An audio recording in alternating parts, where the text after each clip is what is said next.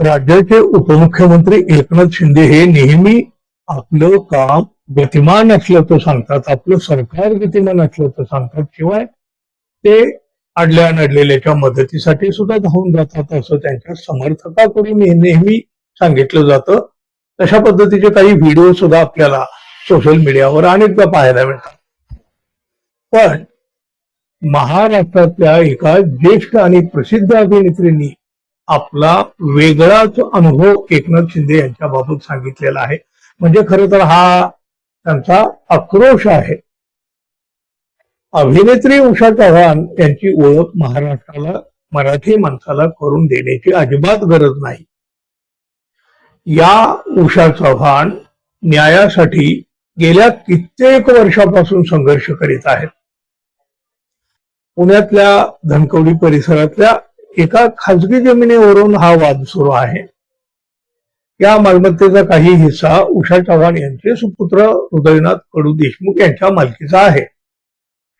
या प्रकरणी उच्च न्यायालयानं सुद्धा निर्णय उषा चव्हाण यांच्या बाजूने दिलेला आहे. मात्र उषा चव्हाण यांचा असा आरोप आहे की न्यायालयाचा स्पष्ट आदेश असताना सुद्धा पुणे महापालिकेच्या काही अधिकाऱ्यांनी एका खाजगी बिल्डर कंपनीला फायदा पोहोचवण्यासाठी बेकायदेशीरपणे TDR मंजूर केलेला आहे. आपला हिस्सा दुसऱ्याला दिला जात असल्याचा उषा चव्हाण यांचा हा आरोप आहे. या प्रकरणाचा आपल्याला त्रास होतोय किंवा या प्रकरणामध्ये आपल्याला न्याय मिळावा म्हणून उषा चव्हाण यांनी उपोषण सुद्धा केलेलं होतं. एवढ्या ज्येष्ठ अभिनेत्रीला आपल्या न्याय मागण्यासाठी उपोषण करण्याची वेळ या महाराष्ट्रामध्ये येते. एवढंच काय, अगदी अलीकडे जर आपण पाहिलं, एक साधारण 3 महिन्यापूर्वीचीच गोष्ट असेल, त्यांनी शासनानं दिलेले पुरस्कार परत करण्याचा इशारा दिला, तरी सुद्धा शासनानं त्यांना न्याय दिला नाही किंवा त्याच्यासाठी फारसं काही केलं नाही. आणि मग त्यांनी शासनाकडून आपल्याला मिळालेले पुरस्कार ठाण्यातील आनंद दिघे आश्रमामध्ये ठेवले.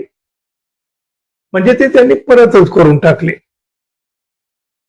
न्यायालयाचा निकाल आल्यानंतर सुद्धा आपल्याला न्याय मिळत नसल्याचा आरोप करीत त्यांनी पुरस्कार परत केले. त्याची चर्चा खूप झाली, न्याय मात्र नाही मिळाला. पुरस्कार परत करून 3 महिने होत आले तरी अद्याप या प्रकरणामध्ये कोणतीही ठोस कारवाई झालेली नसल्याचा दावा सुद्धा या उषा चव्हाण यांनी केलेला आहे. आता उषा चव्हाण यांनी सोशल मीडियावर एक व्हिडिओ शेअर करीत पुन्हा एकदा आपल्या मागणीचा मुद्दा उपस्थित केला आहे. खर तर आता ही त्यांची मागणी म्हणता येणार नाही. मागणी किती वेळा असते, किती वर्ष असते, हा त्यांच्या अडवणुकीनं त्यांचा जो निर्माण झालेला आक्रोश आहे, तो आक्रोश त्यांनी या व्हिडिओमधून व्यक्त केलेला आहे. या व्हिडिओमध्ये उषा चव्हाण यांनी उपमुख्यमंत्री एकनाथ शिंदे यांचं नाव घेतलेलं आहे आणि पूर्वी दिलेल्या आश्वासनांची आठवण त्यांनी करून दिली आहे. मी एकनाथ शिंदे यांना सर्व कायदेशीर मुद्दे सांगितलेले होते. त्यानंतर त्यांनी मला वचन दिलेलं होतं की कोणत्याही परिस्थितीमध्ये तुमचं काम करणार. मात्र त्यानंतरही आपल्याला संबंधित व्यक्तीकडून त्रास दिला जात असल्याचा आरोप त्यांनी केलेला आहे. त्यांना कल्पना आहे की नाही माहित नाही, पण त्यांची लोक डोक्याला ताप देत आहेत. त्यांनी मला एक पत्र पाठवलं, त्यामध्ये भांजाळल्यासारखं काहीही लिहिलेलं आहे असं उषा चव्हाण यांनी या व्हिडिओमध्ये म्हटलेलं आहे.